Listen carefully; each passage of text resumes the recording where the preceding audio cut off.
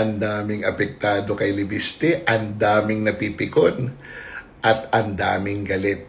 Yung mga galit, umabot na sila sa bodily harm, sa threats, na huwag kang magsalita sa Blue Ribbon Committee, huwag kang mag-attend kasi pag mag-attend ka may mangyayari sa'yo. Tapos yung mga vlogger naman ni Marcos, sinisiraan siya ng mga bagay na hindi pa naman nangyayari at wala pa namang kaso. Di ba? They are speculating on things na hindi naman nila alam. Wala naman silang alam at wala silang karunungan. Ang ginagawa lang nila, sirain si Congressman Libiste. Bakit? Durog na ang administrasyon na ito sa kanya. At madudurog pa kung makapagsalita ito sa Blue Ribbon Committee. Why? Because Libiste has the files of Cabral. Hindi nila maitatatwa yan.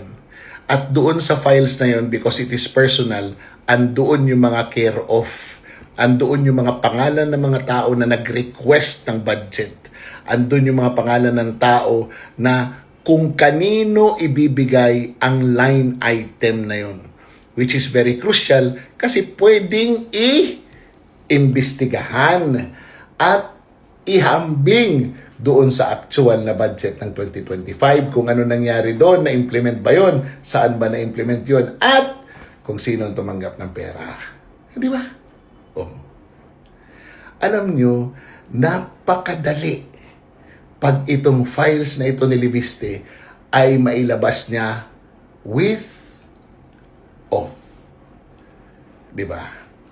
Yung mag-o-oath siya at sasabihin niya, I swear to tell the truth and nothing but the truth. Why? Because it is already a legal document.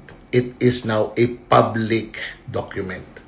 It can now be used against him. It can now be used as evidence. Oh. Yun. That's the beauty ng pag-appear niya sa Blue Ribbon Committee. Kasi kung magsisinungaling siya, bakit siya pupunta doon? Para magdala ng dokumento na kasinungalingan pala. Ikakapahamak ngayon at ikapapahamak ng kanyang ina. Diba? But if he goes there, ibig sabihin he's telling the truth. Kasi alam niya yung consequences. Ang hindi lang matanggap ng iba dahil he is a newcomer in politics. Malinis, walang bahid ng korupsyon, at higit sa lahat, matalino.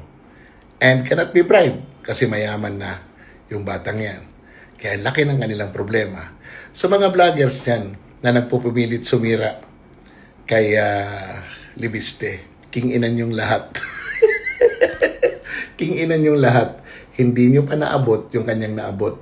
Kaya i-read kayo kasi lumalabas na para kayong naiinggit sa inabot ng buhay ni Congressman Libiste. Paano? Sayang ang bayot.